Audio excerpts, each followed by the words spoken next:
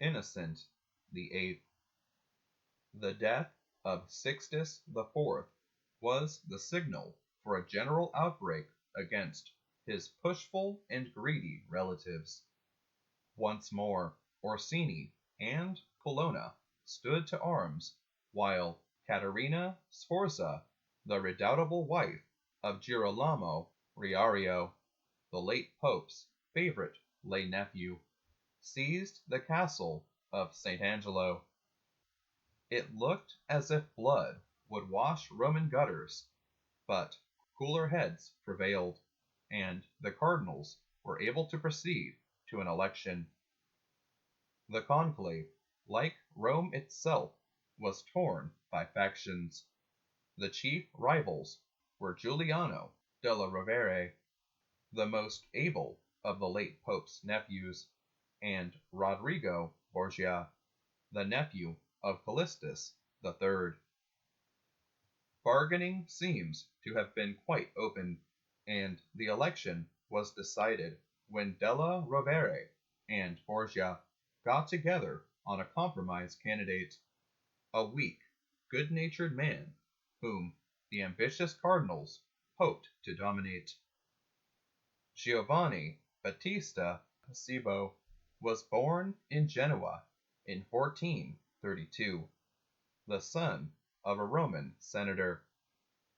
As a young man, he was somewhat licentious and had two illegitimate children, Francesco and Teodorina. But after young Cibo took orders, he settled down. He became bishop of Savona in 1467, and in 1473 exchanged Savona for the see of Olfetta in Naples.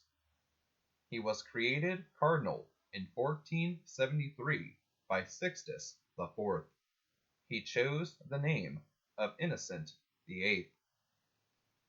The first part of his reign was dominated by Cardinal Giuliano della Rovere, that most able and energetic of Sixtus IV's nephews. But the easy-going Innocent soon tired of power politics and allowed Lorenzo de' Medici to guide his policy during the latter part of his pontificate. He made Lorenzo's teenage nephew a cardinal, but stipulated that he should not assume the robes and obligations of the cardinalate until he was 18. Innocent summoned a congress to meet at Rome in 1490 to discuss a crusade against the Turks. Interest in the proposal was heightened by the presence of the Sultan's brother, Prince Jem, in Rome. But, as usual, nothing came of the Congress.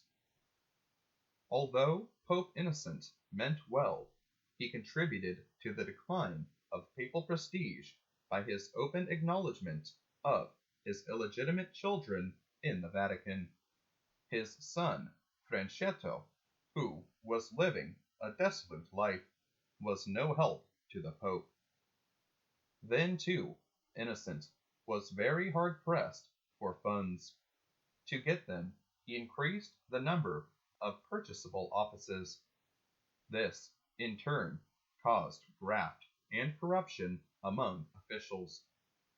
Innocent had the bitter experience of seeing forged bulls sold under his very eyes.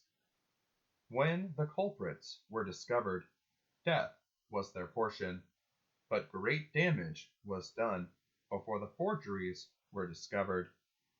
Innocent had the consolation of hearing of the fall of Granada to the arms of Ferdinand and Isabella, but his pontificate, on the whole, did little for the Church. He himself seemed to realize this, and on his deathbed he asked the cardinals forgiveness for having done so little and begged them to elect a better successor. How they answered this appeal is a matter of history. Innocent VIII died devoutly on July 25th, 1492. Innocent VIII, 211th Pope. Christ our King, thy kingdom come.